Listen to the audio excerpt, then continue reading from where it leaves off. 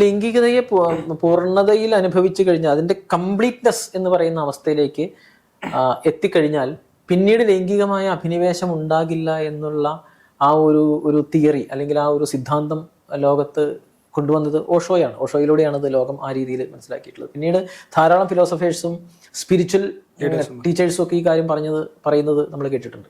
പക്ഷേ അത് അത്ര കണ്ട് വാസ്തവമല്ല എന്ന് എനിക്കാണ് തോന്നുന്നത്. പലപ്പോഴും എത്ര കണ്ട് പൂർത്തീകരിക്കപ്പെട്ടാൽ തന്നെയും ലൈംഗികത എന്ന് പറയുന്നത് മനുഷ്യന്റെ മരണത്തോളം അവന്റെ ജീവിതത്തിന്റെ ഭാഗമായി നിൽക്കുന്ന ഒന്നാണ്. അതിനെ അതിജീവിക്കുക എന്ന് പറയുന്നത് അതിന്റെ പൂർത്തീകരിക്കുന്നതിന് ശേഷം മാത്രം സംഭവിക്കുന്ന ഒന്നല്ല. എത്ര പൂർത്തീകരിച്ചാലും, എത്ര അതിനെ ആസ്വദിച്ചാലും, എത്ര പൂർണ്ണമാക്കി അതിനനുഭവിച്ചാലും പിന്നെയും ആ ആഗ്രഹം അവന്റെ ഉള്ളിൽ അവശേഷിക്കുന്നിടത്തോളം പിന്നെയും അതിലേക്ക് പോകാനുള്ള ടെൻഡൻസി ഇവനിലുണ്ടാവും.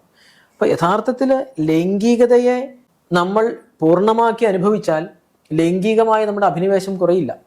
പകരം ലൈംഗികമായ ആ അവസ്ഥയെ അതുമായി ബന്ധപ്പെട്ട ഭാവനകളിൽ നിന്ന്, അതുമായി ബന്ധപ്പെട്ട ചിന്തകളിൽ നിന്ന്, അതുമായി ബന്ധപ്പെട്ട ഫാന്റസീസിൽ നിന്ന് സ്വതന്ത്രമാക്കിയാൽ മാത്രമേ ഈ ലൈംഗികതയെ നമുക്ക് നിയന്ത്രണ വിധേയമാക്കാൻ കഴിയുള്ളൂ. അല്ലാത്തിടത്തോളം ഇത് നമ്മെ നിരന്തരമായിട്ട് അതിലേക്ക് വലിച്ചഴിച്ചുകൊണ്ടിരിക്കും. ലൈംഗികതയുടെ പിന്നാലെ, അതിൻ്റെ അഭിനിവേശങ്ങളുടെ പിന്നാലെ നമ്മൾ യാത്ര ചെയ്തുകൊണ്ടിരിക്കും.